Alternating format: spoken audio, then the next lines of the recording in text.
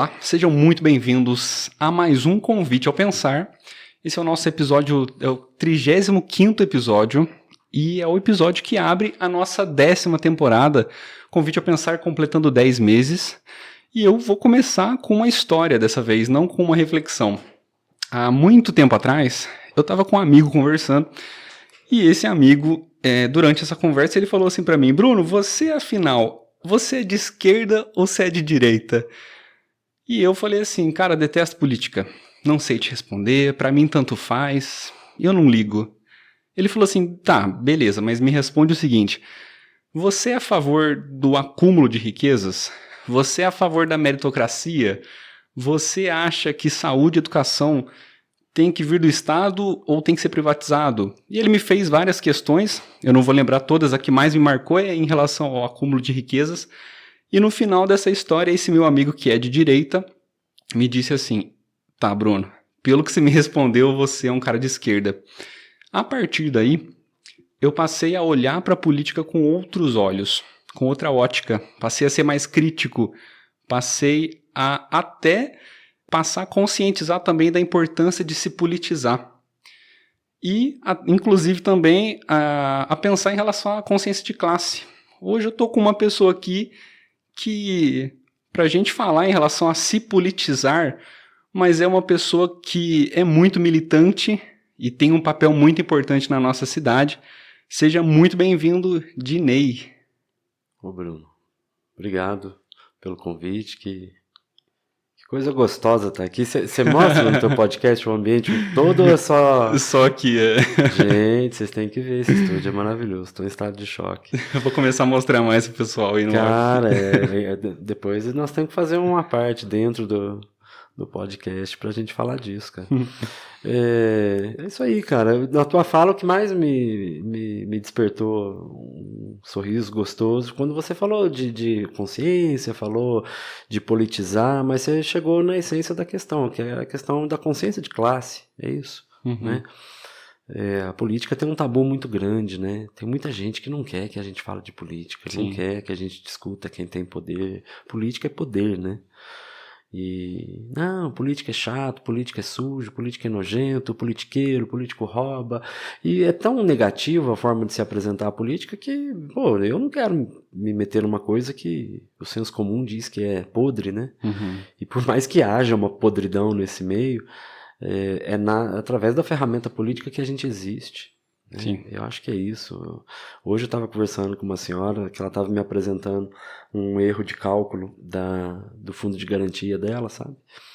E pedindo uma ajuda, a gente deu uma orientação em relação ao sindicato, tudo, mas ali estava uma questão classista, né? Um direito do trabalho. Então, trabalhar a cidadania, trabalhar a consciência, trabalhar o que se chamam aí de politizar, não é apresentar a política como uma coisa linda. A política é uma luta, é uma luta. Política é você estar presente no mundo e se posicionar, é conflito. As pessoas se assustam quando falam, conflito. Conflito no sentido de que todo movimento ele é de um conflito, né? É uma evolução do novo, né? E existem forças que estão acomodadas com a realidade, existem forças que querem mudar. São as forças do novo. Então elas acabam revolucionando, né? Elas mudam o sentido da evolução. Por isso, revolução. E essa consciência de classe é isso, né? É entender que sociedade que a gente vive, como que a gente organiza a nossa vida, quais são os nossos problemas. Temos problemas espirituais, temos vários, mas o que nós vamos colocar à mesa são os problemas materiais. Então os nossos problemas materiais são esses, e nessa vida material, como é que a gente se posiciona? Quem somos nós nesse mundo, né? De produção, de riqueza, de um bem tecnológico, né, de um capital, de uma produção de uma indústria, os bens da riqueza do mundo, né, que geram condições de vida fantásticas para poucas pessoas. Quem somos nós nesse mundo? Porque não existe uma produção independente, está tudo conectado. Nós somos a classe trabalhadora. Então, politizar é fazer um trabalho de conscientização da classe trabalhadora no seu papel na sociedade, do seu poder, e entender que a estrutura da sociedade não é feita para nós. A estrutura de poder, a política, o Estado, ele não é feito para a classe trabalhadora.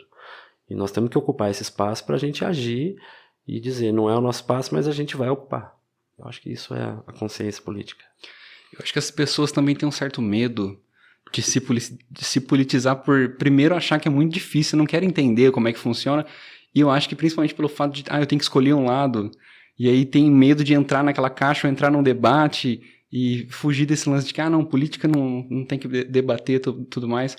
E às vezes não é tão difícil assim de entender, né? Não. Às vezes esse amigo meu, com 3, 4 perguntas que ele me fez, ele falou, pô, você tem aqui o viés de esquerda, cara. E a importância de você entender de que lado que você tá, não existe esse tanto faz, não é? Política não tem esse tanto faz. Você vai ser afetado, cara, escolhendo um lado ou não. Cara, se você sabe que hoje milhões de crianças do mundo vão dormir com fome, e isso para você cai como uma coisa aceitável, se isso não te toca, se isso não te incomoda, não te dói de verdade, doer de verdade, alguma coisa está errada, né? E se isso te toca, é o fundamental, sabe? Hoje tem muitos conceitos bonitos da empatia, mas mescla isso também. Mas é no viés da consciência de que a injustiça me dói. Esse mundo é injusto. Então, eu me posiciono do lado da mudança. Obviamente, a gente não quer mudar o que é bom, a gente quer mudar o que não é bom. E o modelo de sociedade que a gente vive não é bom. Obviamente, a gente tem uma elite aí que trabalha a construção da visão do mundo de acordo com o olhar deles, né? E a gente incorpora, né? Eles têm o controle de todos os meios que formam ideias. Mas é uma luta, cara, é uma luta. E trabalhar a luta de classes é interessante. E são conceitos que têm que ser... eles foram demonizados. Tem que se desdemonizar isso. Entende? Luta de classe é a natureza do conflito de novo. A gente entra em princípios teóricos mesmo, da dialética, mas aí não vamos entrar no campo muito doido disso. Mas assim, é comprovado. Né? Então, a classe burguesa, ela acumula riqueza, e ela precisa para acumular riqueza. O dono da empresa, ele pode trabalhar 8 horas, aí ele quer ganhar mais dinheiro, ele trabalha 10, ele quer ganhar mais dinheiro, ele trabalha 12, só que ele tem um limite de horas. Então, como é que ele aumenta a riqueza dele? Ele tem que aumentar a exploração de quem produz. É isso é o arroz e feijão. Se eu entender que a sociedade se organiza dessa forma, eu vou entender a pirâmide. E essa sociedade piramidal, eu acho que nós de esquerda não queremos. A gente não quer tomar nada de ninguém, a gente só quer que ninguém seja explorado. Né? Então, isso vai acontecer? Isso é onde eu miro. Todo dia é mirando nesse mundo, nessa utopia que a gente caminha. E no dia a dia a gente vai tentando realizar o que é possível. Legal. Dinei, a política não foi um assunto muito falado aqui nesse podcast, mas já deu para ver que a gente vai ter bastante coisa para conversar. Antes da gente falar sobre o que a gente vai conversar aqui, eu queria que você se apresentasse para o pessoal de casa te conhecer, saber quem é o Dinei Lennon. Você tem um nome de cara de banda de rock, cara? Dinei Lennon. Meu irmão chama Johnny. Johnny? Eu costumo dizer que nós somos fruto do fenômeno da indústria televisiva, a época que a gente nasceu, influência. Cara, eu nasci, vou fazer o básico, né, da apresentação. Eu nasci em Poços, eu tenho 44 anos, a vida judia um pouquinho da gente. Fui criado pela Dona Lourdes, né, que eu tinha como minha avó, pelo Rovilson, que era o Rov, né, o filho dela, meu tio, até os 15 anos de idade. Estudei no Davi Campista, aí parei de estudar aos 12 anos, fiquei até os 19 sem estudar, voltei. Tive apoios na vida, consegui fazer uma faculdade numa época que era muito mais difícil, com bolsa, nossa, era uma luta.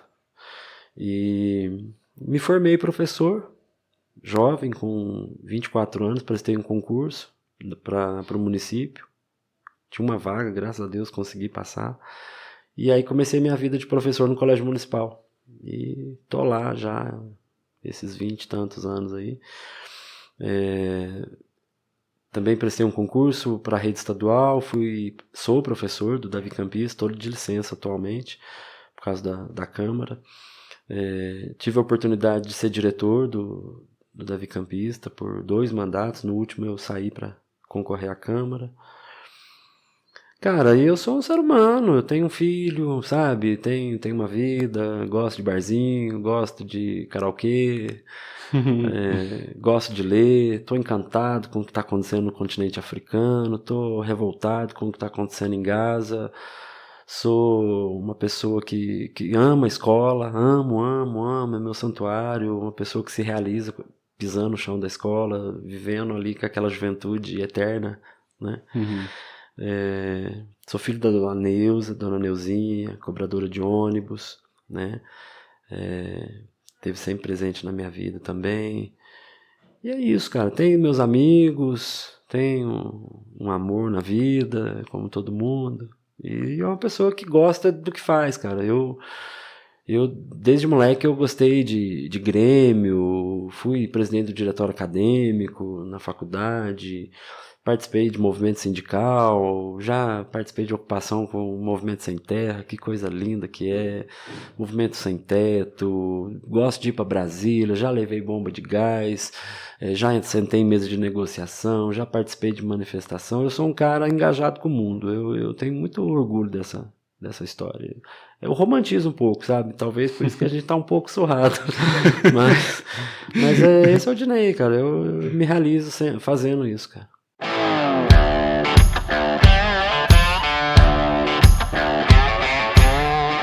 Nesse primeiro momento a gente vai te conhecer, Dinei, como pessoa.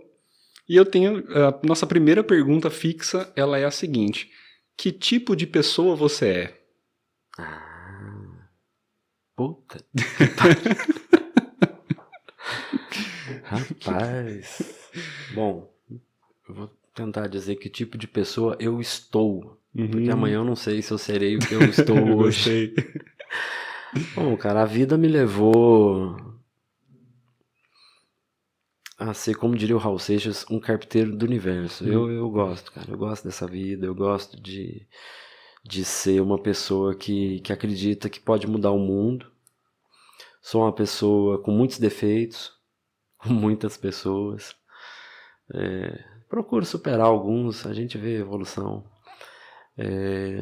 Uma pessoa que gosta de ouvir, que gosta da diversidade. Eu gosto do popular, eu gosto de pisar o barro. Gosto de assistir série. Sou um cara... Acho que eu sou um cara meio comum. Eu acho que eu não fujo muito, assim, do padrão das pessoas. Todo mundo tem sonhos. Você se acha o cara comum? Dinei, cá entre nós. No sentido que de ter sonhos, esse? Pô, eu sou um cara que na política as pessoas acham que eu sou um cara briguento, que eu sou um cara que enfrenta tudo. A gente faz isso, cara, mas assim, é uma armadura da luta política, né? Mas assim, quem eu sou? Eu sou uma pessoa que enfrenta as lutas da vida. Às vezes eu brinco assim, tem algumas lutas que eu não precisava agarrar com tanta força, né? Mas é a vida. É difícil dizer quem você é, cara. Muito, cara. Você consegue dizer? Eu acho que eu tô muito nessa brisa que você falou no começo, de quem você está, né? Eu sou muito fiel a isso também, de se permitir ser mutável, cara. De não se fixar, de não precisar aprender naquilo e falar assim, eu sou isso aqui, fielmente. Eu não me prendo a isso também. Eu gosto de poder mudar, isso é maravilhoso, então, cara. Vou te contar uma coisa. Se você me perguntasse, nos meus 15 anos de idade, o que você é, eu ia te falar, eu sou headbanger. Headbanger? Você sabe o que é? Não. No popular é o tal do metaleiro. Ah, sim. Eu era um menino com cabelo comprido, com 15 anos, roupa preta, adorava Metallica, tinha todos os discos, fui no show do Sepultura. Aí na vida solta que eu tive uma adolescência muito solta, sabe? E aí eu tive minhas viagens, conheci uma peruana, encantei com a cultura da América Latina. Quando veio, eu tava vendendo pulseirinha na praia. Então eu já fui hippie. Eu falo, cara, é real, cara. Se pegar meus amigos antigos, você acha umas fotos amareladas lá. Que prova. Legal. Eu vendia poesia, cara. Ninguém acredita nisso. Eu escrevi um livro de poesia e era muito legal, assim. Eu fazia um cartão muito bonito, imprimia, ficava bem bonito uma arte. E eu ia nos pontos turísticos, né? E as senhorinhas adoravam minhas poesias. Eram umas poesias bonitas, umas que falavam de amor, que falavam da mãe, tinha umas coisas bacanas.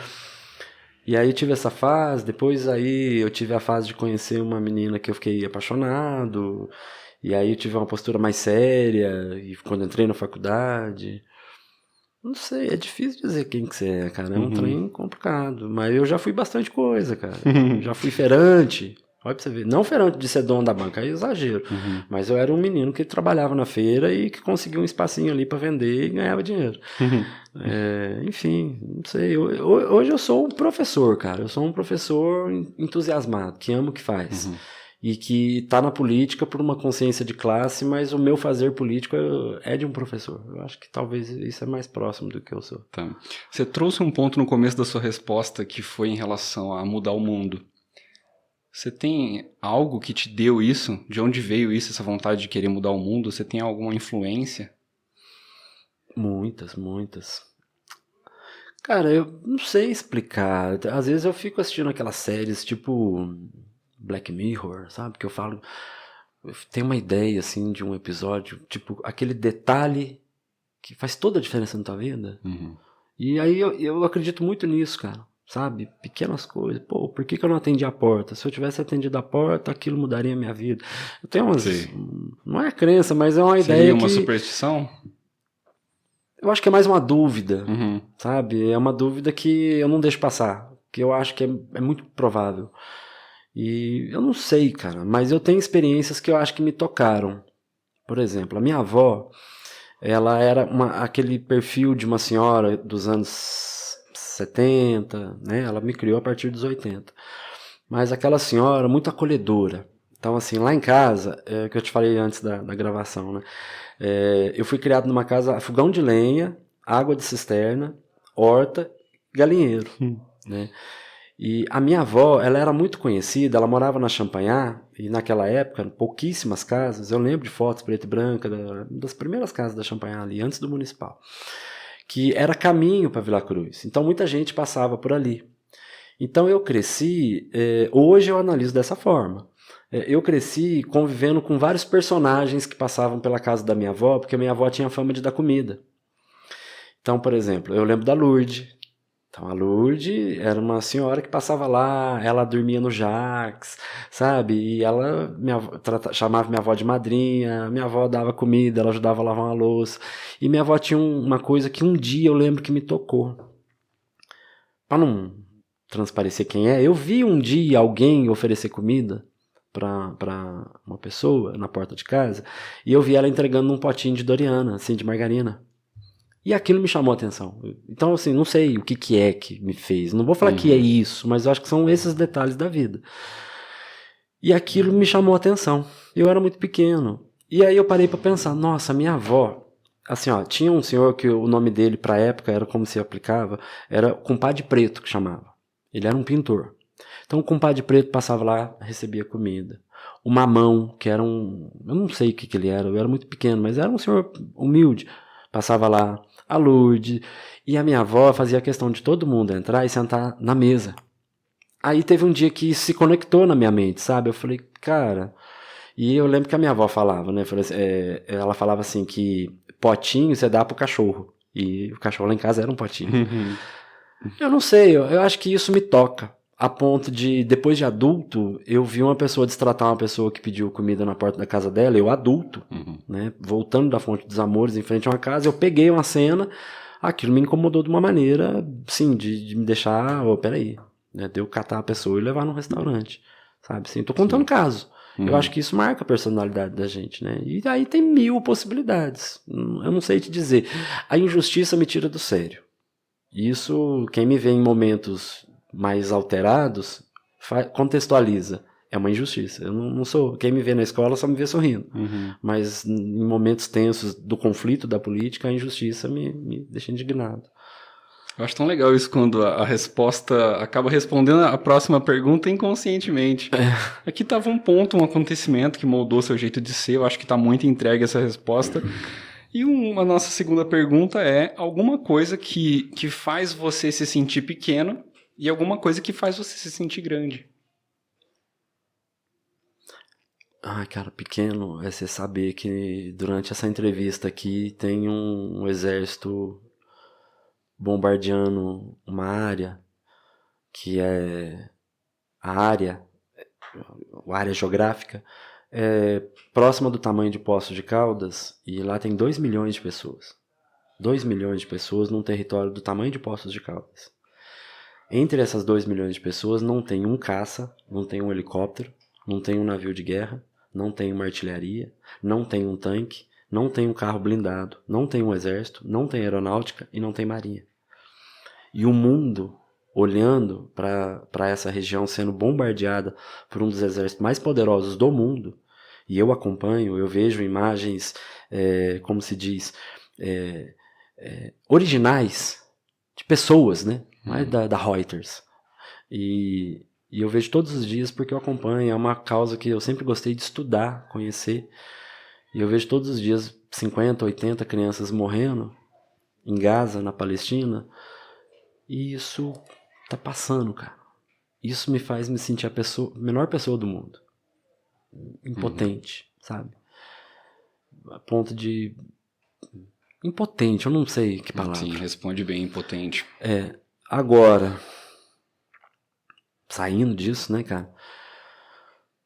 Cara, eu me sinto muito... É grande que você falou? Uhum. Me sinto grande quando a gente consegue fazer uma coisa assim que pra alguém faz um significado gigantesco na vida, sabe?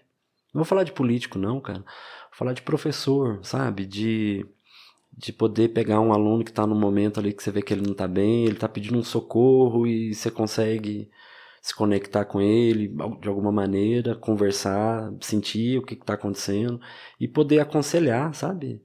E ver resultado. Eu acho que isso faz eu me sentir muito grande. Falo, puta, que poder, cara, que poder. E na política tem vários exemplos, né? Mas na política eu acho que não é tão prazeroso, sabe? Sim.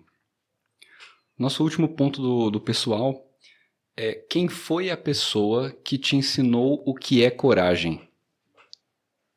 Acho que a minha avó era um exemplo, sabe? Minha avó lutou com a vida, cara. Minha avó foi uma pessoa que ajudou muitas pessoas, muitas, muitas. Ela não era só uma senhora que recebia pessoas e dava comida em casa, ela teve vários filhos de criação dela. Ela pegou cada história ali e eu fui uma. Eu acho que ela me ensinou. Agora, eu falo na política, às vezes, eu vejo pessoas que se entregaram tanto à causa de um mundo melhor e passaram por tantas coisas que, às vezes, por mais que, às vezes, nesse micro que eu vivo aqui, às vezes a gente leva muita burdoada, cara. Muita, pesada. E como qualquer ser humano, a gente sente, né? Mas, às vezes eu penso assim, cara, o Mujica. Pô, Mujica ficou, acho que 12 anos preso. Boa parte numa solitária. Mandela ficou 27 anos preso, cara. E os caras defenderam um ideal, sabe? E aí às vezes eu falo, pô, e eu aqui, o que eu vou suportar? Será que... Então eu me cobro nesse sentido, sabe? Então eu acho que eu me inspiro muito, assim, em grandes lideranças, assim, do mundo. Pra ser mais light um pouco. O Francisco, cara. O Papa que morreu agora. Pra mim ele foi um cara revolucionário, um dos maiores líderes do mundo. O cara combateu a guerra sem arma, né? E teve muita vitória. Então eu acho que, sim, esses caras, eu acho que eles ensinam pra gente que a gente tem que ter coragem, cara. E coragem, a vida é coragem, a vida é luta, a vida é um desafio constante, né? E sem coragem a gente não avança.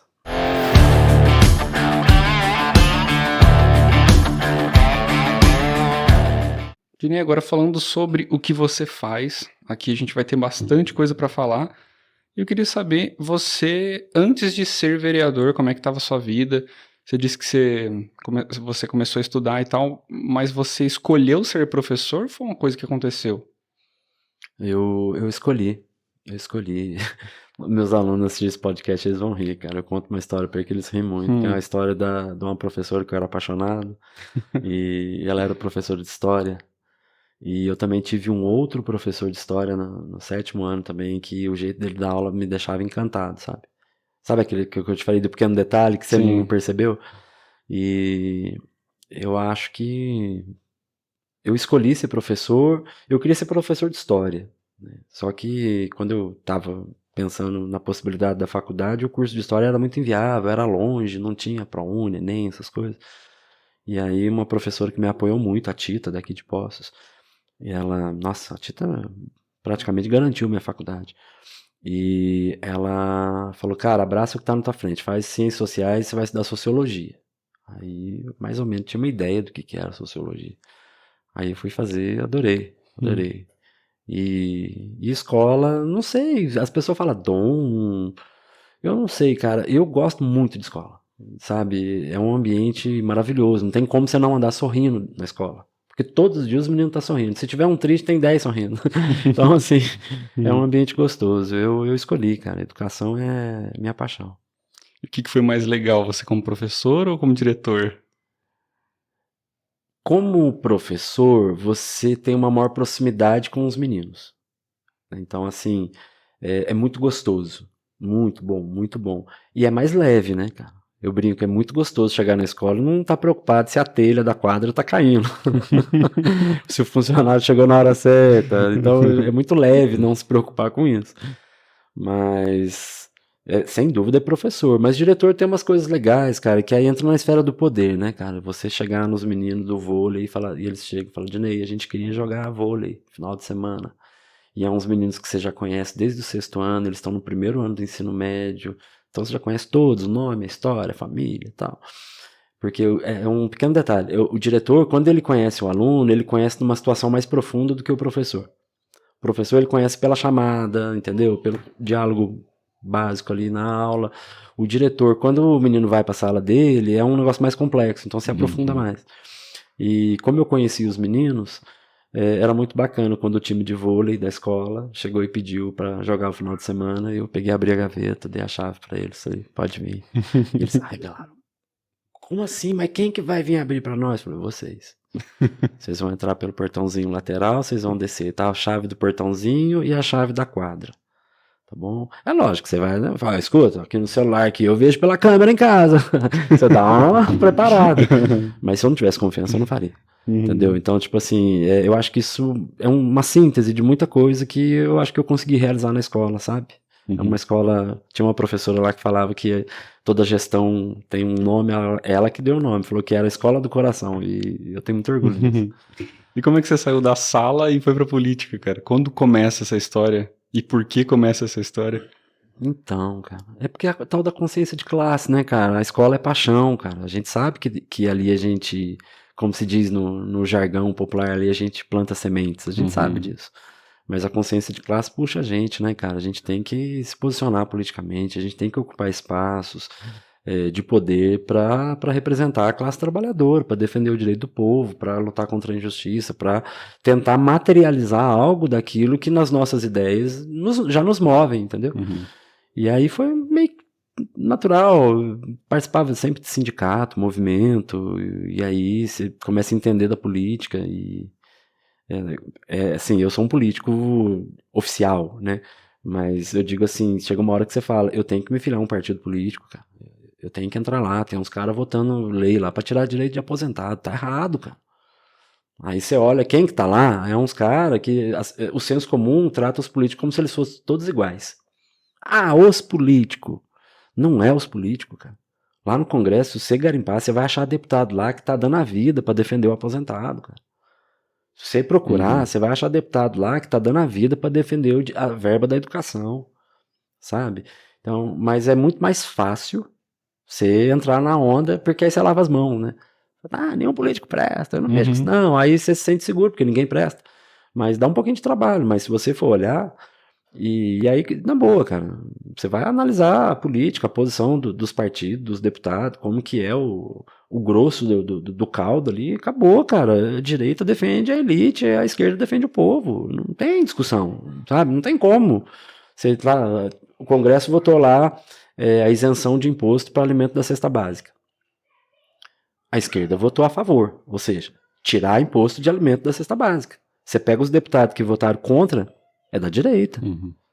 Você pega no Congresso, quando foi votada a reforma trabalhista, e tira direito dos trabalhadores. Aí hoje tem gente aí com dificuldade para aposentar. Foi lá, na época do Temer. Você pega lá os deputados, o nome de cada um, vê qual que é a linha de cada um, pega os partidos e olha. Quem votou a favor de tirar direitos dos trabalhadores? A direita. Quem defendeu os trabalhadores? A esquerda. Então, assim, isso é muito explícito. É muito explícito. A direita conservadora, que fica aí pagando pau e tal, ela quer entrar em discussão moral, costumes, essas coisas. E o nosso povo é conservador. A gente tem que respeitar quem quer ser conservador. Sim. Assim como a gente tem que respeitar quem não quer ser conservador. É um direito de todos. Mas... E aí isso te atrai, cara. Isso te atrai, sabe? Pô, você tem uma inserção na educação, tem uma inserção no movimento sindical, tem uma expressão. Aí chega uma hora que você se vê como soldado. Não é nem como ambição pessoal. Nunca quis essas coisas. Mas você fala, puta, é minha vez, cara. Eu preciso fazer isso. Você falou em relação a escolher partido. Você é um petista de camisa vermelha, não? Hoje em dia, que o pessoal tem falado tanta coisa, especulado tanto, como é que você faz para manter essa bandeira levantada e o porquê? O que te motiva a se manter fiel ao PT? É bom essa pergunta, cara, porque essa pergunta, a resposta que eu queria dar para todos os haters, né? Hater é aquele cara que se dá o trabalho de pegar um celular, ir lá pesquisar, porque geralmente não é meu amigo. Ele vai lá e escreve Diney. Aí ele vai lá no meu perfil. Aí qualquer coisa que ele vá comentar é no sentido de ataque. É no sentido de ataque. Uhum. Cara, na política, hoje em dia, a gente tem um movimento muito forte em que muitas pessoas, ela te odeia não pela sua realização ou não realização. Pô, esse cara fez uma coisa que eu não gosto. Ou esse cara deixou de fazer uma coisa que eu acho importante. Não é pelo que você faz. E eu acho que na vida eu sou o que eu faço. Eu sou o que eu falo, né? E eu percebo uma parcela da sociedade hoje que ela odeia um segmento da sociedade pela sua identidade. Então, quando eu falo de homofobia, eu não preciso dar aula, todo mundo sabe. O ódio pela orientação sexual, tal. O sexismo, o ódio porque é mulher. E existe um ódio muito crescente hoje no Brasil e no mundo, isso é muito preocupante, a identidades políticas. Então, Diney, eu sou atacado por ser do PT. E aí eu pergunto, o que é o PT? A pessoa que me ataca, ela tem uma concepção do que é o PT. Então, para ela, o PT é tudo de ruim. Eu falo para ela, por favor, me descreva o PT. Tá certo que não vai ter nada profundo, complexo, vai ser raso, vai ser ladrão, corrupto, vagabundo, vai pra coisas Cuba. do senso comum, né? Isso. Uhum. Mas é o que ela enxerga. Uhum. E aí eu não entro nem no mérito da pessoa pensar isso. Tudo bem que ela pense. Porque às vezes eu penso, se eu me visse como você me vê, talvez eu também tivesse, eu falo, tá louco? Eu não sei se eu atacaria. Mas por que tem um ataque? Porque na verdade a pessoa odeia a identidade. Então eu tenho aluno que às vezes fala para mim assim, professor, fulano tal da minha família não gosta de você porque você é petista. Aí eu respondo, puta, só porque eu sou judeu? Não, porque você é petista. Sério? Só porque eu sou judeu? E aí eles começam a pescar. Porque o cara me odeia porque eu sou uma identidade. Na Alemanha da década de 30, não basta aquela senhora ser uma contadora que vai no seu escritório, trabalha, presta seu serviço, tem os filhos, leva o filho na creche, o marido é o dono de uma padaria e tem um trabalho ali na comunidade. Não interessa se eles vão à missa, ao culto, se eles pagam seus impostos, se eles são os ditos cidadãos de bem, como se fala hoje. Não importa. Eles são judeus. São judeus. Então, a perseguição era essa. Hoje eu sinto muito disso. Então falar eu sou o PT hoje, para essas pessoas, eu represento o que elas visualizam todo o seu ódio. Diney, quando eu falo PT, cara, eu me imagino numa reunião, domingo, todo último domingo do mês. Olha quem faz reunião de manhã, 9 horas da manhã, ou num sindicato, ou numa sala de hotel emprestada, algum lugar a gente se reúne. Falar de PT pra mim é chegar nesse domingo de manhã, oi gente, bom dia, uma mesa de café, bate-papo, pessoas se reencontrando, aí eu olho, eu falo, cara, esse aqui é uma liderança lá do bairro São José. Trabalha, defende a comunidade. Aí eu olho pro lado e falo, pô, essa aqui, ó, defende o direito da criança e do adolescente, tá lá no conselho tutelar. Esse aqui é professor, daqueles apaixonados. Essa aqui é moradora de um condomínio popular. Cara, o PT que eu vejo é um partido dos trabalhadores. Eu te dou o nome de todo mundo que é do PT daqui de Poços de Caldas. Não conheço ninguém que roubou. Não conheço ninguém que cresceu economicamente da política. E o PT pra mim é isso. Agora, aquilo que a pessoa desenha do PT, eu não tenho responsabilidade. Não é que eu não tenho responsabilidade, eu não tenho controle sobre o que ela projeta sobre mim. Eu lamento, porque aí ela cria uma barreira, um ódio, e aí fica aquele negócio PT, PT, PT. Fala, nossa, você viu, cara, o governo Lula, ele isentou pessoas que ganham até 5 mil reais por mês. Aí a pessoa não consegue assimilar essa informação, ela fala, mas o PT roubou. Tá, não, teve os caras que roubou mesmo. Pau nos caras que roubou. O cara do PL que roubou, pau no cara do PL também, do PSDB, pau neles. Ué, todos. Agora, não, é uma demonização.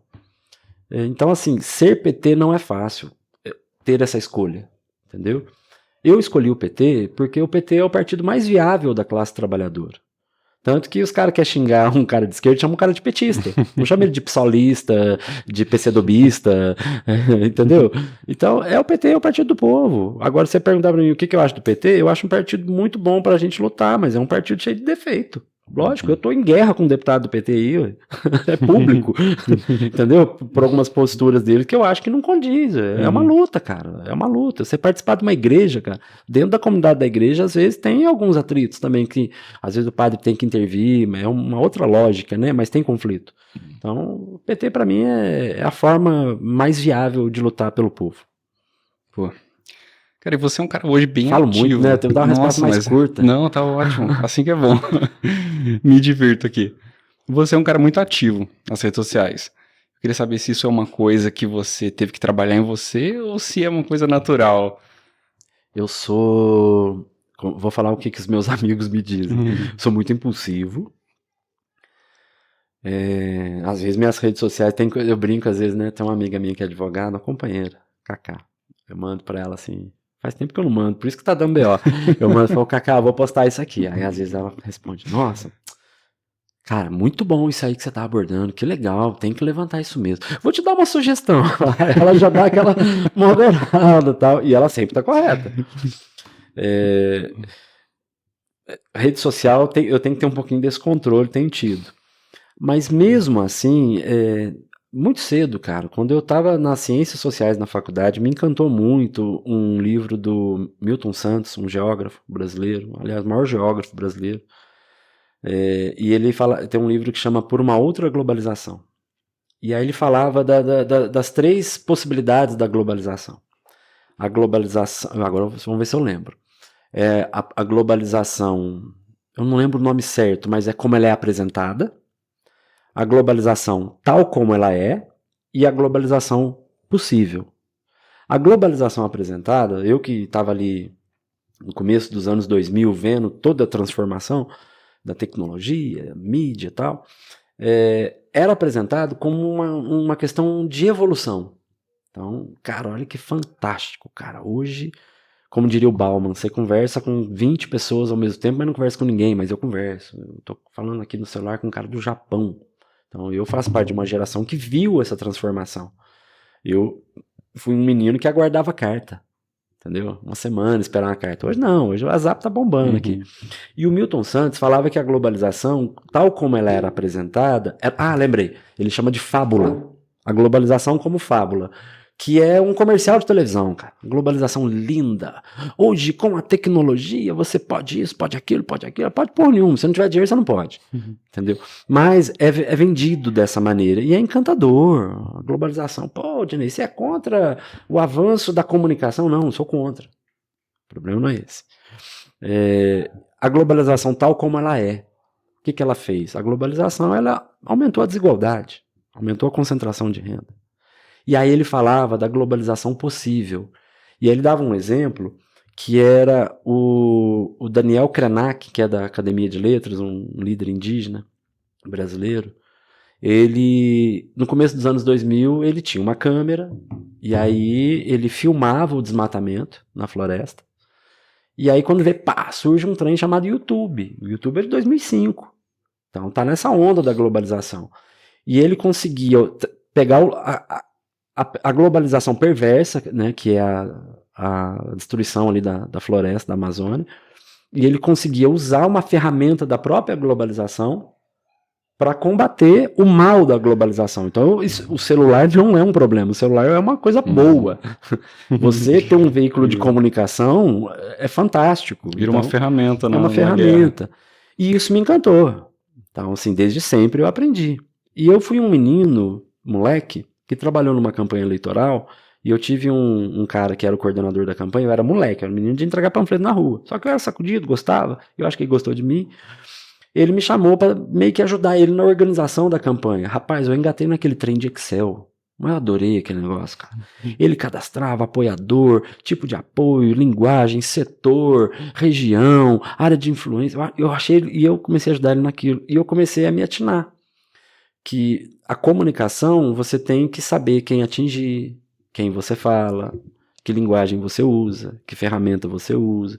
Então eu era um sociólogo em formação, que estava aprendendo esse movimento. Então eu contei essa história toda para dizer que desde muito cedo eu entendi que rede social é fundamental, entendeu? A gente tem a possibilidade que a gente tem de quebrar bolhas. Hoje eu tenho minhas teorias da conspiração com os algoritmos aí, mas é uma possibilidade. Então eu procuro explorar, cara, entendeu? O conteúdo é o Dinei. O conteúdo sou eu, né? Não tem teatro. Mas entender o uso da ferramenta, eu acho que isso eu aprendi, eu acho que faço bem, acho que não vou dizer que eu sou bom, mas também não faço feio. Vou tentar trazer 2 pontos dentro disso que você falou.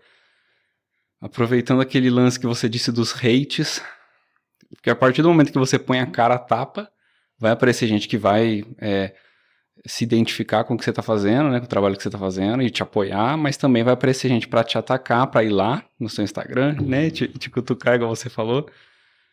E eu queria saber como que você faz para lidar com isso de uma boa maneira e se você acha que as pessoas têm uma certa visão de que o político ele quer só se autopromover no Instagram e aquele lance de fazer barulho e chamar atenção.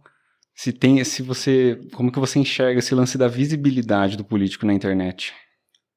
Então, cara, sabe o político que faz barulho na internet? Eu não gosto desse termo autopromoção, sabe? Porque ele é muito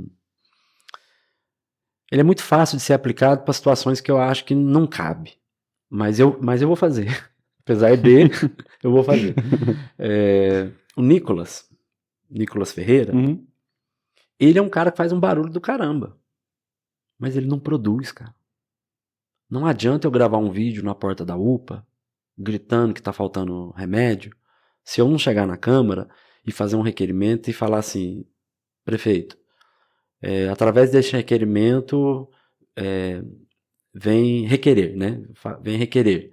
Quero o contrato dos médicos, quero a folha de ponta, quero o contrato do laboratório que fornece medicação, quero saber se o laboratório está atrasando entrega. Se está atrasando entrega, geralmente eu leio o contrato antes e peço. Peço também. A parte que interessa e os contratos, mais ou menos, você já imagina algumas coisas que está escrito. Falou, olha, se o laboratório não está entregando o medicamento, a prefeitura já notificou o laboratório? Porque às vezes a empresa que faz cagada, tem essa situação. Mas o contrato tem que prever essas possibilidades. Aplicou multa para a empresa, tal. O requerimento é uma produção que bota a equipe da prefeitura para trabalhar. Porque legalmente o prefeito ele tem que responder em 20 dias e vem com a assinatura dele.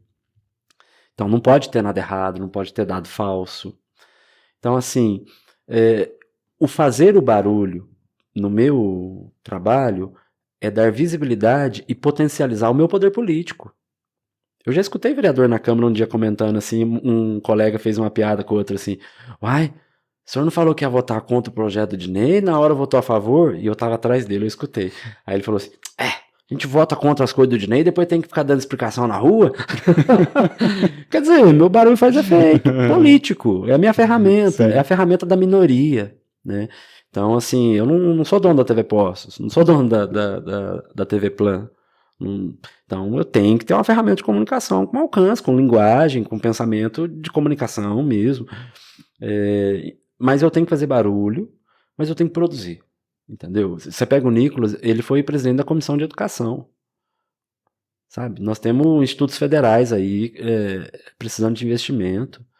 Nós temos programas como o programa Pé de Meia para meninos do ensino médio não abandonar a escola.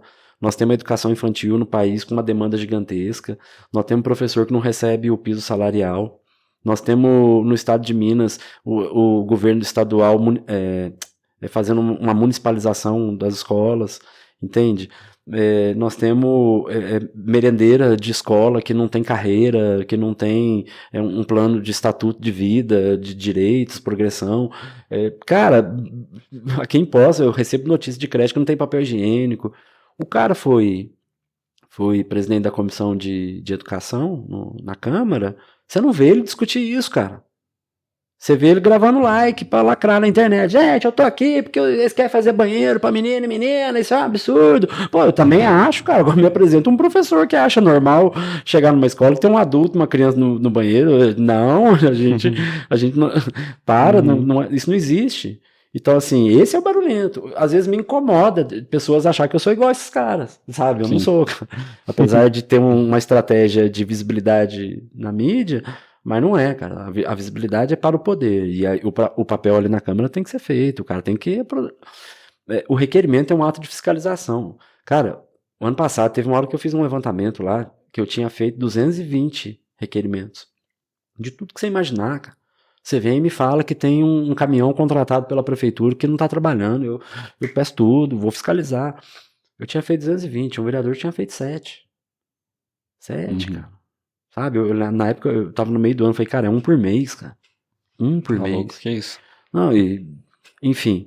Então, eu acho que a gente tem que fazer a política, no sentido de mobilizar esses vídeos que eu faço, que eu tento dar uma pegada boa e sair da credibilidade. Por isso que o PT hoje tá crescendo. Tem gente no PT hoje que eu conheci depois de vereador, que através do nosso trabalho entrou no PT.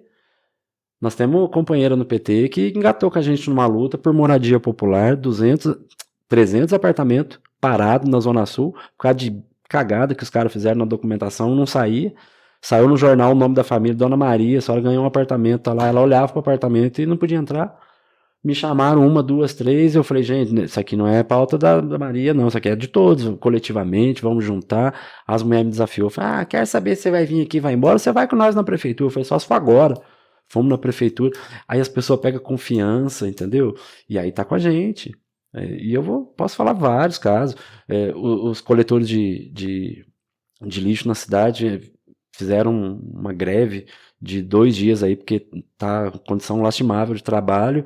A gente foi lá dar um apoio político no sentido, não é nem tanto de vereador.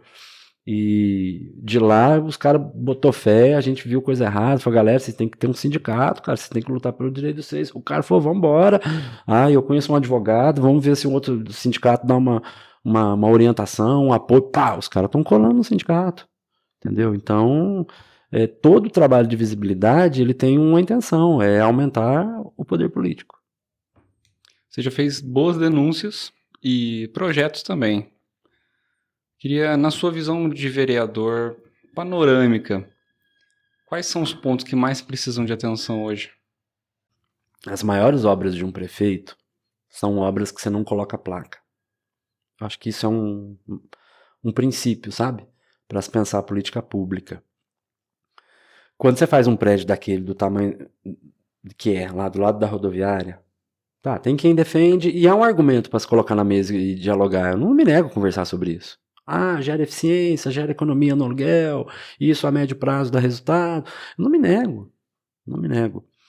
Mas quando você adere a essas prioridades, você deixa outras para trás, cara.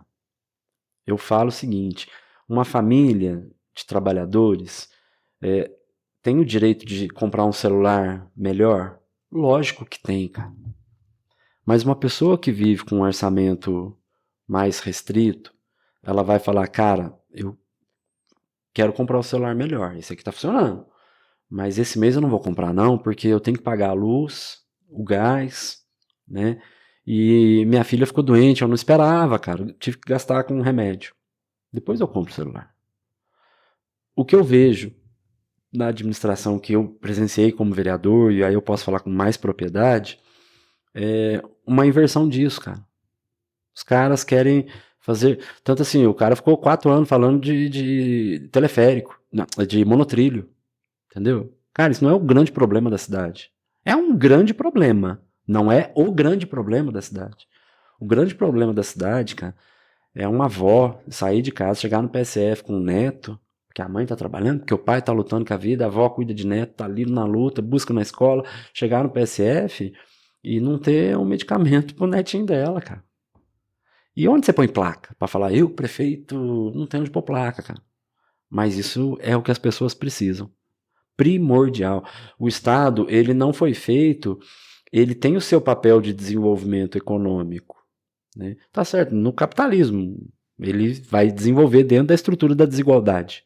Não queria que fosse assim, mas, enfim. Mas o papel dele é combater as desigualdades, cara.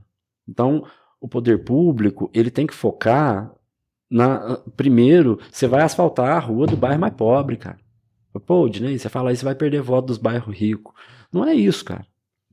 Se eu não tiver consciência como cidadão que é minha rua, o problema da minha rua, às vezes, é o tamanho da calçada, entende? Ah, é muito grande, ou sei lá.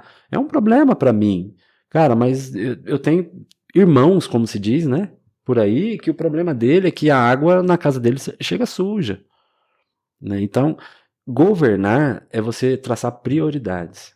É lógico que eu vou asfaltar a rua do bairro mais rico da cidade, precisando, lógico, mas eu vou pôr uma ordem de prioridade. Prioridade. Eu preciso cuidar de quem mais precisa, né? E hoje o problema de postos que eu vejo no dia a dia, cara, o grosso, é a saúde, cara. Esse dia eu tava conversando com uma senhora que a Secretaria de Saúde ligou na casa dela e falou, saiu a cirurgia do seu pai, né? Aí ela falou, pode passar para outro. Ele não vai vir? Não, ele não vai, ele já morreu. E aí? Que prédio que paga isso, cara? Sabe? Que monotrilho paga isso? Não paga, cara. Então, assim, no mundo político, quem quer se manter no poder se preocupa muito com voto. Tem coisa que não dá voto, cara. Cuidar de rio não dá voto. Tem que cuidar, cara. Entendeu? Cuidar de tubulação não dá voto. Tem que cuidar, cara. Tem que cuidar. Porque é o básico, né? Então, assim, eu acho que Poços hoje, a principal demanda de Poços de Caldas é um cuidado, um olhar para quem mais precisa. Eu acho que não tem, cara. Não tem. Eu esperava que tivesse alguma mudança aí, mas não teve, não. E eu vou te falar que eu sinto na pele o que você falou agora. A minha mãe tá desde o ano passado, a gente tá no mês 5. Minha mãe tá desde o ano passado na fila esperando pra sair a cirurgia dela. Meu pai vai no posto de saúde e não tem. Não tem medicamento. Aí você tá na rede social, você começa a receber print aí de um documento, você olha e fala assim, pô, o vereador consegue o pedido da entrada de manhã e ser aprovado de tarde? Isso revolta, sabe, assim, entrando nesse ponto. As pessoas estão aguardando para ter um direito básico da saúde e a gente vê uma estrutura que, ao que parece, né, segundo o meu advogado, ao que parece, tem favorecimento, entendeu? E aí a pessoa desacredita do Estado. E a gente que tá lá tentando fazer diferente, a gente às vezes é jogado no mesmo balaio, não é fácil, não. Pra gente falar desse caso específico, não sei se você vai querer entrar nisso, mas eu vi recentemente uma acusação de uma... como é que era? Um lance ético-administrativo com seu nome. Você quer falar sobre? Eu já entendi que foi em relação a isso, né? Foi por conta disso, né? Isso aí é piada. Seguinte, cara, eu vou contar bonitinho. Eu tenho certeza que o povo da direita vai dar audiência pra você nesse programa, tentar achar alguma coisa pra eles tentar me ferrar, mas eu vou falar. Seguinte, eu estava em casa, se não me engano, numa terça-feira. À noite, eu recebo uma mensagem de um jornalista da cidade. Falou, Dinei, olha o que tá rodando na internet. Aí eu olhei um documento do posto de saúde de um vereador pedindo um exame. Falei, cara, não é certo vazar esse documento. Alguém que é responsável pela segurança desse documento vai ser responsabilizado. Do que se trata? Não, o cara fez pedido num dia e a aprovação do pedido foi no mesmo dia. Falei, mas peraí, ué. Cara, a gente trabalha, olha pra você ver a importância de fazer barulho. Deve ter um vídeo meu aí cobrando agilidade nos exames da saúde, deve ter mesmo, mas tem um requerimento lá, do Tiago Mafra, do PT, perguntando pro prefeito, prefeito, quantos exames de ressonância magnética nós temos na fila? Quanto tempo tem demorado? Qual a previsão para solucionar? Tem previsão de mutirão? É uma porrada de perguntas. Cara, no dia 31 de março, 31/3, o prefeito assina um documento dizendo: vereador Tiago, em Poços de Caldas hoje tem 650 pessoas aguardando fila de ressonância. Dia 31 de março. Demora em média, se não me engano, de 3 a 11 meses. Média, né? Média, então vai saber. Bom, tá bom. Chegou lá e a gente vai trabalhar esse dado, ver o que dá para fazer. No dia 1º de abril, um dia depois, ou seja, eu acho que a fila nem tinha dado. 650 pessoas recebem esse documento. Fala, pô, isso aqui tá errado, cara. Todo mundo demora de 3 a 11 meses, por que que uma autoridade política consegue no mesmo dia? Aí, peguei e falei, eu vou fazer a denúncia, é meu dever, tá no regimento da Câmara, eu não posso ver uma coisa errada e ficar quieto. E, com um aspecto político, lógico que eu vou dar visibilidade ao meu trabalho, eu tenho o dever de dar visibilidade ao meu trabalho. Ninguém, na época da eleição, eles podem me acusar do que eles quiserem. Ninguém pode me acusar de falar, o Dinei ganhou a eleição e sumiu, aparece de 4 em 4 anos. Isso ninguém pode falar. Falei, vou dar visibilidade, dei visibilidade. Obviamente, não vou pegar os dados da pessoa e divulgar, porque eu sei que não pode. Falei, gente, seguinte, todo mundo recebeu um documento aí, vocês estão vendo na internet. Aí eu dei print, teve gente que colocou no Facebook, postou, falei, gente, essa pessoa não tem juízo. Mas fui lá, printei para mostrar que já era público.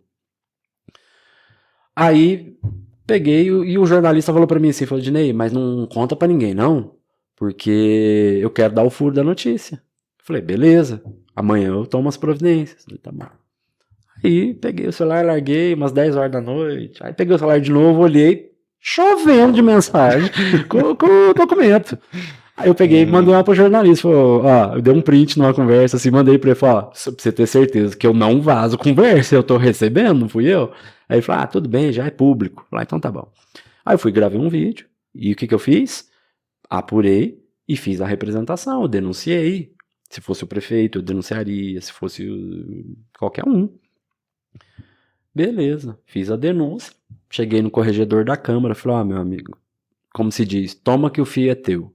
Não quero ficar me envolvendo com isso, não quero ficar pegando no pé, eu quero que vai pra... A minha obrigação eu fiz. Agora é o teu nome que tá na parada.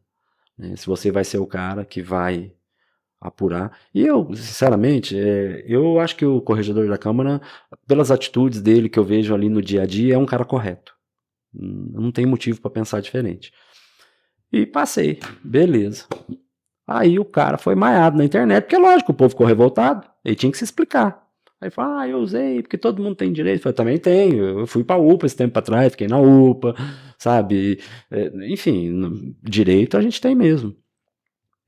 Aí passou, acho que 1, 2 semanas, entra uma denúncia na Câmara, porque eu violei o código de ética da Câmara. Aí eu olhei, o cidadão que eu denunciei, me denunciou. Só que quando você denuncia um vereador, você tem que pegar o artigo da lei e transcrever o artigo e dizer, ele descumpriu esse artigo. E o artigo diz o seguinte, o Dinei, ele violou o código de ética da Câmara porque ele explorou, esqueci, constitui falta ética, 2 pontos, aí tá lá, explorar insuficiência, erro ou falha de seus pares, seus colegas vereadores. Então tá lá, insuficiência, erro ou falha. Pode ser os três, pode ser um dos três. Aí lá, com viés de autopromoção eleitoral. O cara fez isso para aparecer, para ganhar voto. Aí eu questionei o vereador. O dia que foi lida a denúncia, eu falei, não, mas você fez a denúncia, nós vamos ler a denúncia e eu quero que você me responda. Perguntei para ele, falei, escuta, vamos supor que a tua denúncia é verdadeira, que tem fundamento, que eu discordo, mas vamos supor que você tem razão. Para você ter razão e eu receber uma punição, significa que eu realmente explorei um erro, uma falha, uma inconsistência. E aí eu perguntei para ele, qual dos três que é? Inconsistência? Insuficiência? Uma coisa assim. Erro? Que erro? Sorfurofila mesmo? Qual erro? Entende? A própria denúncia é uma autoconfissão. Se eu receber uma punição por essa denúncia, porque o artigo fala exatamente isso.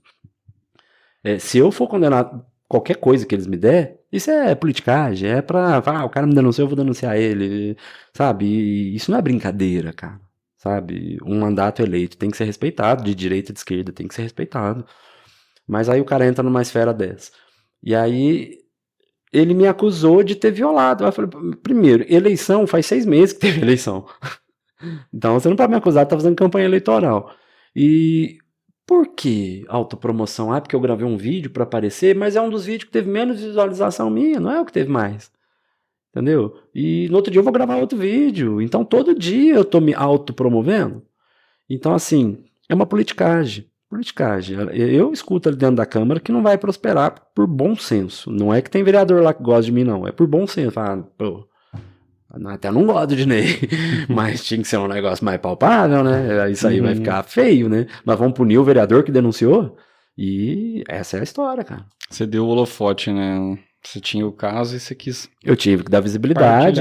Não, e ele cita na denúncia, assim, que se eu quisesse de fato fazer alguma coisa, eu tinha feito sem fazer barulho, sabe?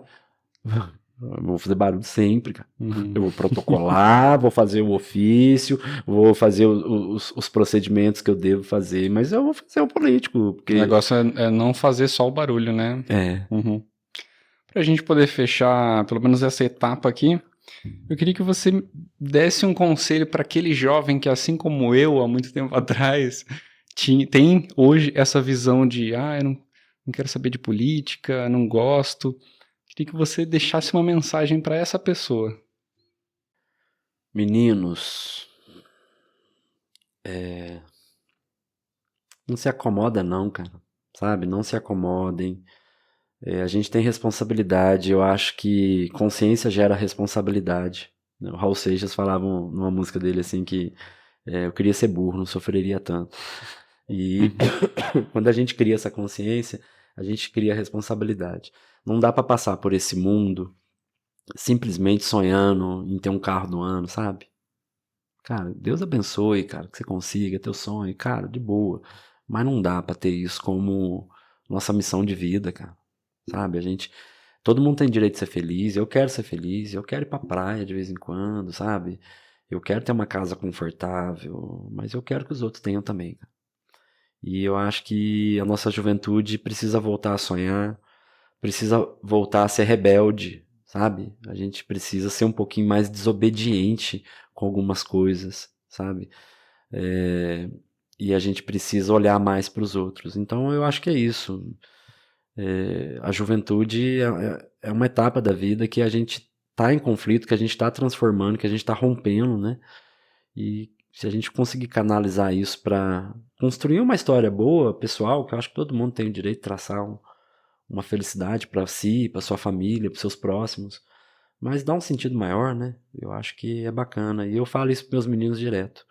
Eu quero o meu aluno de escola pública juiz, cara, para julgar uma empregada doméstica que tá na cadeia porque roubou uma margarina, sabe? Eu quero ver um menino que estudou em escola pública, sabe, julgando uma lei se pode cortar a luz de uma família desempregada. Eu quero, sabe? Eu quero um delegado, sabe, que quando atender um caso de violência contra a mulher, ele, mesmo sendo homem, ele consiga, sabe, tratar a mulher dignamente.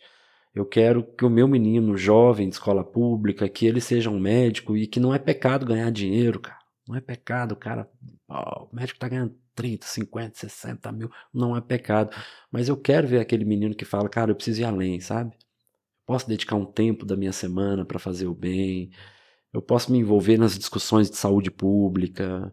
Eu posso atender as pessoas com humanidade, sabe? Eu posso abrir mão de um pouquinho daquilo que me é caro, que para uma pessoa às vezes é tudo.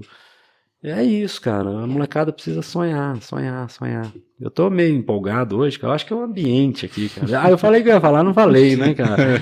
Não tem como não ficar emocionado. Você chega aqui, ó. Pode? Pode. Você tem um telefone retrô, né? Olha, de discar, né? Você tem um unicórnio. Você tem uma... Como é que chama isso aqui? Ampulheta. Ampulheta. Uma carranca. O Stitch Little. É só Stitch. Só Stitch? É. Ah, o povo ri de mim, eu sou o tiozão da parada. Né? A prova de que a Terra não é plana. É um cisne rosa, um Buda, sabe? Vários Flores, elementos. plantas. Muito legal o teu estúdio, cara. Obrigado pelo valeu. convite.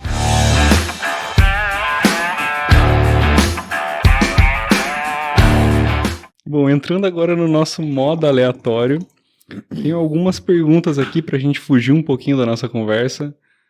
E a nossa primeira é: se você pudesse guardar um pensamento em uma cápsula do tempo que seria aberta daqui a 100 anos, o que você escreveria? Pensamento?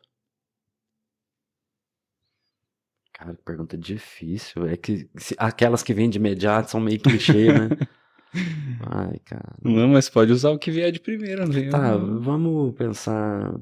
Daqui 100 anos eu queria que é tipo assim, daqui a 100 anos eu queria que esse pensamento estivesse vivo, ou eu queria comparar se ainda ele se mantém em mim? Imagina as pessoas abrindo daqui a 100 anos um pensamento que ficou guardado lá, Então maturando. E Tá. as pessoas vão abrir e vão se deparar com o quê? Socialismo ou barbárie?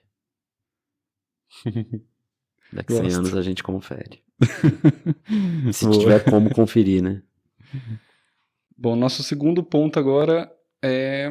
Eu gosto dessa aqui, ó. Qual que é o maior prazer da vida? O prazer da vida é amar, cara. E o amor, ele é muito amplo. Ele não pode ser visto só como um amor entre homem e mulher, que é bom. Né?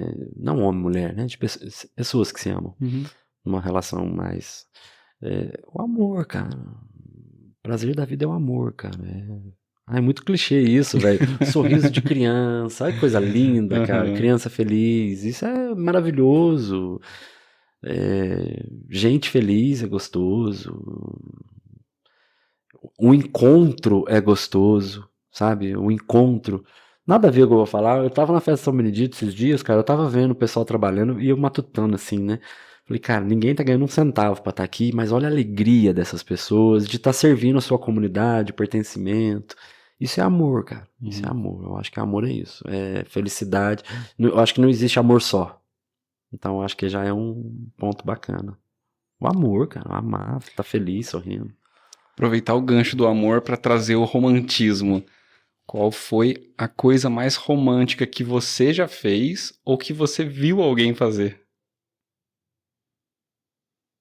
Romântico. Na hora que eu sou românticozinho, viu, cara? Nos pequenos detalhes.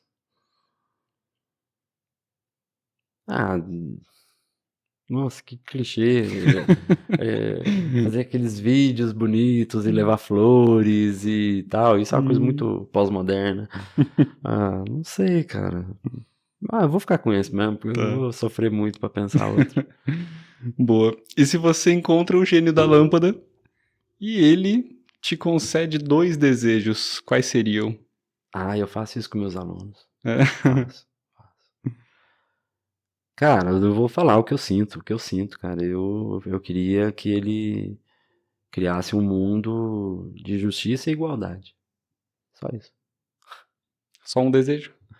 Só isso. Não, e nesse mundo de justiça e igualdade, eu quero estar bem também, né? Boa. Não acima de ninguém, nem abaixo.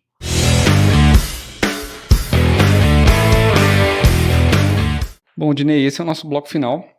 E a gente começa. Esse é o momento em que você vai indicar e recomendar as coisas para as pessoas. E a gente começa com um hábito que você acredita que é poderoso para as pessoas cultivarem no dia a dia delas. Silêncio. Guarda um momentinho pra você, sabe? Pra você não se preocupar com nada. Então, não precisa ser meditar, sabe? Um café da manhã, curtindo aquele solzinho. Eu sou professor, então pode cair o mundo, 6 horas da manhã eu tô acordado. Então eu gosto muito do domingo. Domingo, 6:30 da manhã, eu sou aquele cara que tá coando um cafezinho, naquele silêncio, sentando próximo do solzinho ali, da janela. Eu acho que eu daria esse conselho pras pessoas. Tem um momentinho assim pra você, faz bem. Ótimo.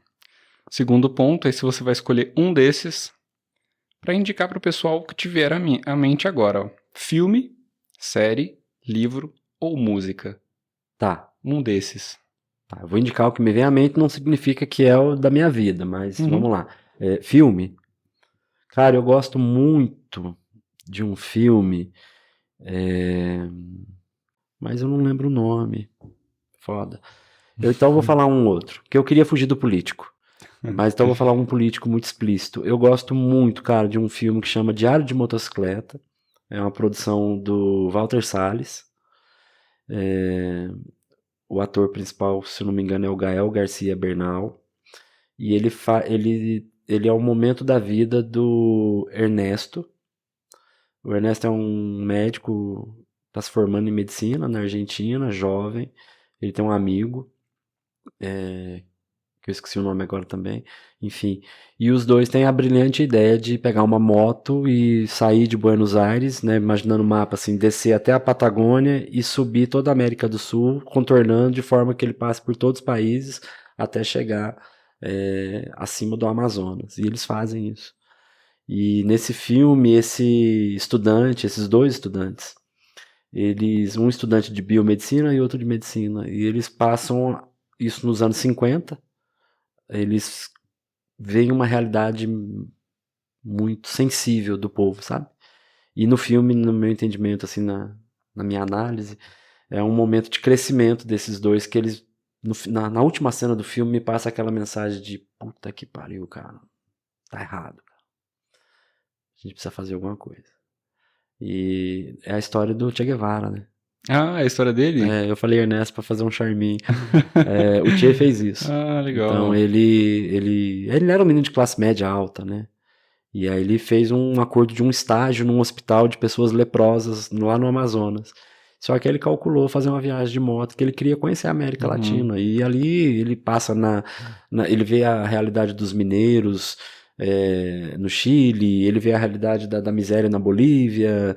E no filme o Walter Salles, eu acho que ele consegue passar muito isso. Assim, não sei se tudo que eu falei chega a ser um spoiler, porque o sentimento do filme não tem como adiantar. Boa. Deixa eu falar só mais um? Pode?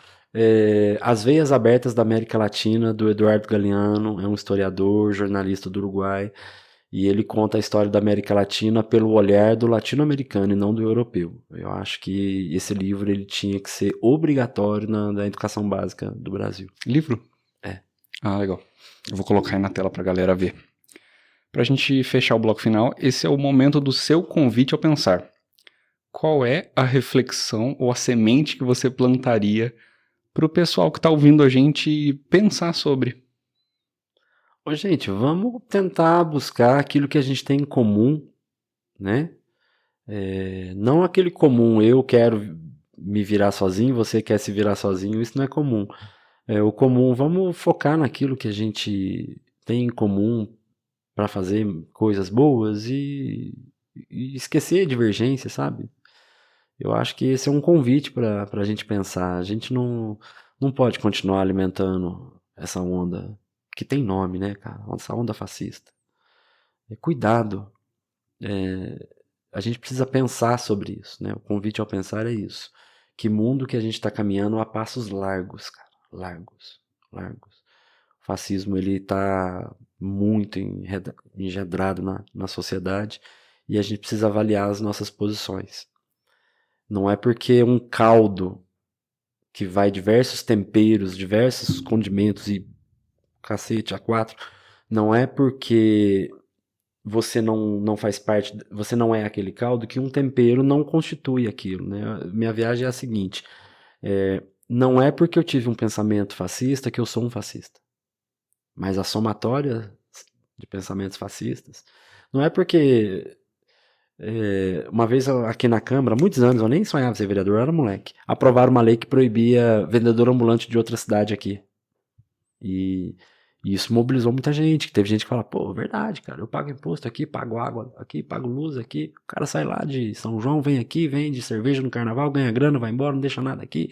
Verdade, essa lei vai ser boa, mas ela é um pequeno passo da gente dizer o de fora é diferente, o de fora não é igual, o de fora não tem o mesmo direito. Isso parece uma bobeira, mas isso é uma coisinha, é o temperinho do caldo. Eu gosto de um tempero, não gosto do caldo todo, não sou nazista. Mas hoje a gente tem visto isso avançar muito, muito, muito, muito. E o meu convite ao pensar é para você ver de que lado que você está se somando nisso. Você está do lado do pessoal que odeia o diferente, do pessoal intolerante, do pessoal que é agressivo, do pessoal que odeia ideologias. Como eu te falei, não importa se eu sou pai de família, se eu trabalho, eu sou petista, então é como se fosse um judeu. Então, assim, a gente tem que pensar muito sobre isso, porque eu acho que essa é uma das maiores preocupações que eu tenho hoje, a nível de mundo, porque daqui a pouco o Brasil vai virar um Talibã se a gente não fizer esse convite ao pensar. Eu acho que é isso. Dinei, gostei da reflexão, gostei do nosso papo, que inclusive passou muito rápido. Legal. Então, te agradeço de você vir aqui, cara, aceitar, tirar esse tempo pra gente trocar essa ideia. Eu vou deixar um espacinho final para você deixar as suas redes sociais, onde que o pessoal pode te encontrar, te conhecer, saber mais de você, e suas considerações finais pra gente poder fechar. Beleza. Bom, como ser político, eu tô publicamente disponível como vereador, né? Então, como vereador, eu sempre divulgo meu número, né? Meu WhatsApp é 35 999 55 7301. Esse número eu coloco ele à disposição. Eu nunca consigo responder na hora, mas respondo. Posso demorar um pouquinho, mas todo mundo eu respondo. E estou sempre à disposição para atender as pessoas. O nosso trabalho muitas vezes é um trabalho de orientação, de educação política, de encaminhamento. Isso não é vereador que faz, mas a gente, pela experiência, né, a gente consegue ajudar as pessoas a identificarem seus direitos, a identificarem onde elas podem recorrer pelos seus direitos. E Instagram, Dinei com Y no final, Lennon. É assim que fala, né? É o nome só, né? Arroba. Eu vou colocar na tela pro pessoal. Que legal. Lembrei do Lula uma vez numa entrevista, perguntaram pra ele, ô Lula, qual que é o teu Instagram? Eu falei, vou saber qual que é o meu Instagram. O cara tem 10 milhões de seguidores. Eu vou saber qual que é o meu Instagram. Eu sou meio assim, cara. Eu sou bom estrategista. Eu não sei utilizar a ferramenta. Eu entendo da ferramenta e como que ela deve ser aplicada. Mas no operacional, a minha assessora Vitória, que trabalha comigo, ela vive me xingando. Fala, Dinei do céu, deixa que eu posto. Tem o WhatsApp, tem o telefone, na Câmara, o Felipe, o Marolo, que é meu assessor, a Vitória, os dois meninos estão lá comigo. Até mandar um abraço para eles, que eles merecem muito, sabe? Eu brinco que a gente é uma equipe, né? São 3 pessoas trabalhando ali, não é só eu. As pancadas eu que levo, mas o cotidiano ali, eles carregam um piano nas costas. E o Felipe e a Vitória estão na Câmara todos os dias, das 8 às 11, da 1 às 5, segunda a sexta, tem o WhatsApp, e a gente tá lá. É o que eu sempre gosto de falar, sempre disponível para ajudar. Eu nunca prometo que eu vou resolver nada, eu falo isso para todo mundo, não prometo. A única coisa que eu posso prometer é o que eu consigo cumprir, que nós vamos brigar junto. Se você ganhar, eu ganho. Se você perder, eu perco. Mas você vai ver que eu vou estar do teu lado, ombro a ombro. E é isso. Dinei, muito obrigado mais uma vez. Um prazer te receber. Pro pessoal de casa, lembrando que todo domingo, às 17 horas, eu tô aqui com uma pessoa nova. Sempre de vários assuntos. Inclusive, tá muito legal a programação de junho. Eu não vou dar spoiler, mas tá bem interessante. Tem uma galera bem legal para vir. Se você quiser saber quem é o próximo convidado, lá no nosso Instagram, @conviteaopensar. Lá você pode participar, mandar pergunta, mandar sugestão. E temos agora o nosso radar de convidados, que é um lugar onde você pode se inscrever ou indicar pessoas para vir também. Se você tiver interesse em nos ajudar, em apoiar o nosso projeto, que é feito por apenas uma pessoa, que é essa que vos fala, entre em contato com a gente está aí com portas e janelas abertas para novas parcerias ou patrocínios. Se você assistiu esse vídeo até o final, muito obrigado e até a próxima. Valeu!